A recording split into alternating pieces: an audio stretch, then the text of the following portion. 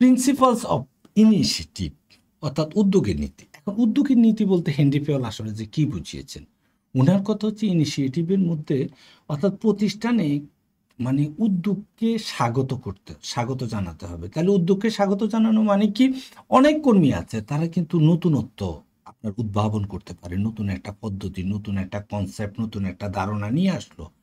তাহলে প্রতিষ্ঠান বা ব্যবস্থাপনার কাজ হচ্ছে এটাকে অ্যাপ্রিসিয়েট করা।